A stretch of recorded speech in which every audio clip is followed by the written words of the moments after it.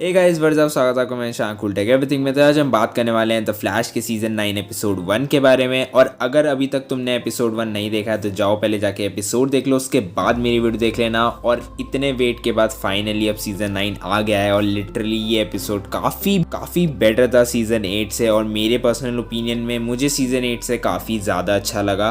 तो अगर तुमने अभी तक एपिसोड नहीं देखा है तो इस वीडियो को पहले छोड़ो और एपिसोड देख के आओ, क्योंकि इस वीडियो में भारी भरकम स्पॉयलर्स होने वाले हैं। तो with a fair spoiler warning और without any further ado video को स्टार्ट करते हैं। तो सीजन 9 स्टार्ट होता है बेरी के नाइटमेयर के साथ, और लिटरली ये नाइटमेयर रिलेटेड था रेड डेथ से, जैसा कि मैंने अपने ट्रेलर ब्रेकडाउन वाली वीडियो में बताया था। अगर तुमने वो नहीं देखा था तो अब तो कोई फ़ायदा ही नहीं, क्योंकि अब तो फ्लैश आ ही गया है। तो एपिसोड स्टार्ट होता है उसके नाइटमेयर से, जहाँ पर वो लावा मेटा से लड़ रहा होता है टीम फ्लैश के साथ। एंड लिटरली बेरी की एंट्री इस बार काफ़ी अच्छी थी और काफ़ी अच्छे से इन्होंने कैमरा एंगल्स को लिया है। लोगों के गिरने के सीन को एक अलग तरीके से डायरेक्ट किया है इस बार एरिक वॉलिस ने। तो मुझे ये चीज़ काफ़ी अच्छी लगी सीजन 9 के बारे में। ये चीज़ें मैंने सीजन 8 में मेंशन नहीं करी थी, क्योंकि उसमें ऐसा कुछ मेंशन करने के लिए था ही नहीं। उसके बाद बेरी स्टॉप करता है लावा मेटा को एक्सप्लोजिव चुराने से, क्योंकि अगर वो एक्सप्लोजिव्स के आसपास भी जाता तो वो पूरे पोर्ट को उड़ा देता।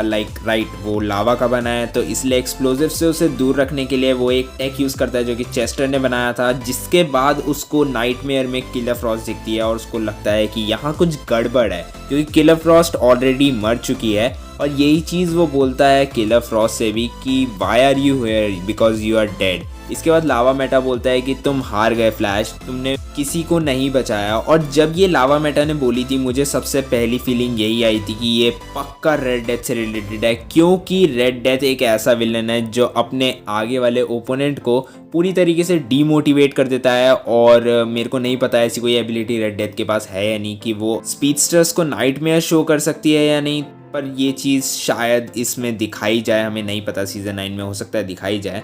जिसके बाद हमें दिखता है कैप्टन बूमरैंग। पहले हमें बेरी के डे का एक स्पेकुलेशन मिलता है, मतलब जहाँ पर बेरी डायरेक्टर बनने वाला है CSI का।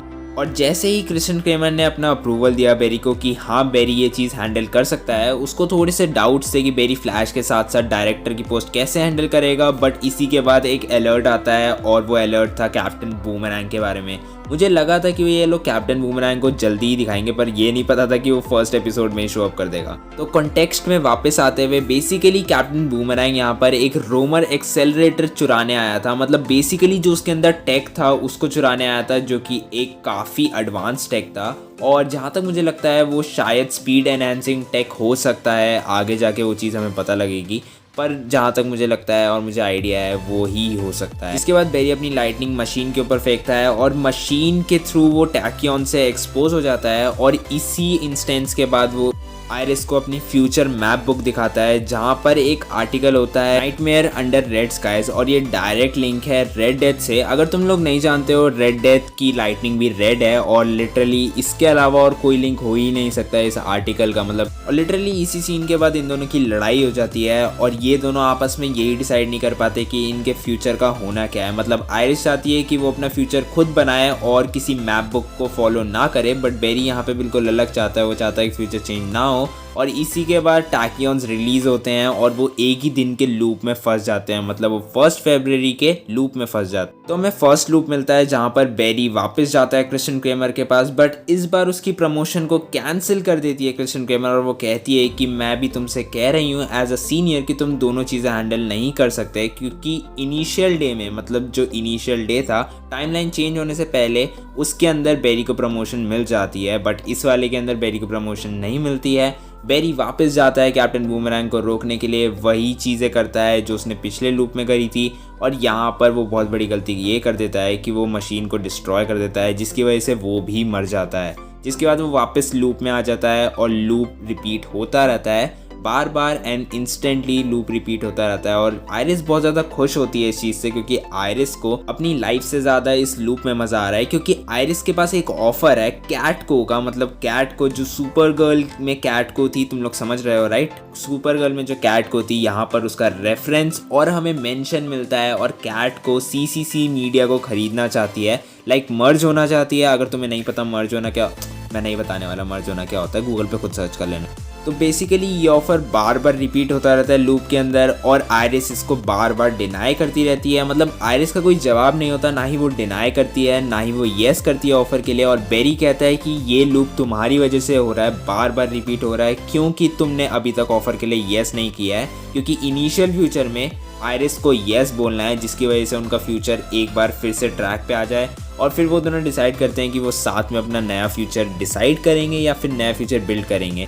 जहाँ पर वो सबसे पहले टाइम निकाल के जाते हैं पिकनिक पे और बेरी स्विमिंग करता है। मतलब लिटरली दुनिया यहाँ पे खतरे में और उसको स्विमिंग करनी है। चलो वो सब एक साइड। उसके बाद हम देखते हैं कि बेरी वापस आता है कैप्टन बूमरैंग से फाइट करने और इस बार वो आयरिस को लेकर आता है और कैप्टन बूमरैंग लगभग हार ही जाता है। बट वो जो मशीन होती है उसको एक्सप्लोड करने के लिए एक बटन दबा देता है जिसके बाद वो मशीन एक न्यूक्लियर बॉम्ब की तरफ फटने वाली है और न्यूक्लियर रेडिएशन भी फैलेगी। मतलब तुम समझ रहे हो ना, न्यूक्लियर बॉम्ब के साथ लोग तो मरेंगे ही मरेंगे, साथ ही साथ सिटी में इतना रेडिएशन हो जाएगा कि आगे की उनकी जो पुश्तें होंगी, मतलब आगे की जनरेशन होंगी वो भी मतलब थोड़ी सी अफेक्टेड होंगी, जैसा कि हिरोशिमा में हुआ था जब यूएसए ने ये नहीं पता।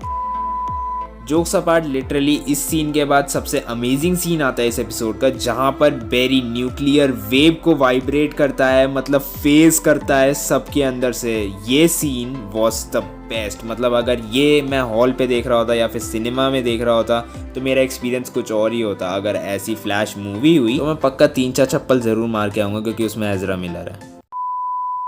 इसके बाद हम देखते हैं कि आयरिस सूड एयरबॉर्न से बात करती है गैजेट की डील के बारे में। मतलब वेस्ट कोस्ट में एक गैजेट है और उसको वो लोग अपने अंडर में ले रहे हैं ताकि उनकी फर्म एक्सपैंड भी करे और साथ ही साथ उनके फ्यूचर भी सिक्योर है। मतलब उनका फ्यूचर लाइक बार्ट और नोरा से जो रिलेटेड चीज़ें हैं वो बिल्कुल ठीक रहे, ऑन ट्रैक रहे। अब इसी सीन के बाद हमें मिलता है अपने सीजन का फर्स्ट फेयरवेल, मतलब जो और सिसील का फेयरवेल, जो कि शायद नेक्स्ट टू नेक्स्ट एपिसोड तक हो जाए। मतलब एपिसोड 3 तक ये दोनों शायद इस शो को छोड़ दें और ऑफ कोर्स अब शो भी एंड होने वाला है तो ये मेक सेंस भी करता है कि ये दोनों अब यहाँ से चले जाएं, क्योंकि ये दोनों इस बारे में बात करते हैं कि हमें बेरी और आयरिस के लिए हमें यहाँ से चले जाना चाहिए क्योंकि यहाँ थ्रेड्स भी बहुत हैं वगैरह वगैरह। इसके बाद हमें मिलता है एक नए कैरेक्टर का ग्लिम्स और अगर तुम नहीं जानते या फिर अगर तुम अभी तक नहीं पहचान पाए तो पहचान लो ये कौन है। ये ना ही किलर फ्रॉस्ट है ना ही केटलिन है, बिल्कुल सही, ये कोई जल परी है जो कि जल से निकल के आई है हमारे लिए एक्टिंग करने। तुम समझ रहे हो ना इस बात को, इसने ये खुद क्लेम किया है, मैं नहीं कह रहा, ये तुम शो में जाके देख सकते हो।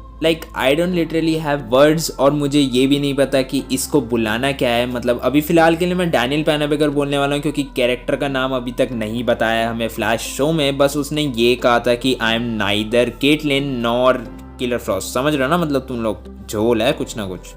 इसी के बाद हमें कुछ ऐसा दिखता है जिसकी मुझे सबसे कम उम्मीद थी कि एपिसोड 1 में ये चीज़ होगी। पता नहीं क्यों ये लोग ऐसी चीज़ें कर रहे हैं, मतलब एकदम से CW को हो क्या गया है मैं तो समझ नहीं पा रहा हूँ। मतलब सीजन 9 में ये लोग बदल चुके हैं बिल्कुल ही। मतलब मान लिया भैया तुम एंड करना चाह रहे हो शो को, लेकिन इतनी जल्दी क्या है कि रेड डेथ को भी इसी बार दिखा दिया यार। थोड़ा सा तो सब्र रख लेते हैं। मतलब पोस्ट क्रेडिट सीन में कुछ दिखाना था तो यार वॉली ही दिखा देते, एरो दिखा देते, मतलब ओलिवर क्वीन दिखा देते, रेड डेथ क्यों दिखा दिया। चलो अब दिखा दिया तो दिखा दिया, पर रेड डेथ यार लग बहुत बढ़िया रहा है। देखो मतलब एक्टिंग अच्छी कर रही, मतलब बैटमैन भले ही फ्लॉप गया और रेड डेथ का कैरेक्टर नहीं पिटना, समझ रहे हो ना तुम लोग। Okay guys, literally jokes apart, मैं अगर सच बोलूँ तो मुझे बिल्कुल भी एक्सपेक्टेड नहीं था कि रेड डेथ का मुझे एक 0.01 से का भी शॉट देखने को मिलेगा। With that Bing said video पे रैप अप करेंगे। एपिसोड कैसा लगा कमेंट सेक्शन में ज़रूर बता देना, अच्छा लगा हो बुरा लगा हो जैसा भी लगा हो कमेंट सेक्शन में ज़रूर बता देना। खैर वीडियो अच्छी लगी हो तो प्लीज़ लाइक कर देना, चैनल सब्सक्राइब करे बिना कहीं मत जाना। मैं मिलता हूँ अपनी नेक्स्ट वीडियो में। This cool tech everything and peace out.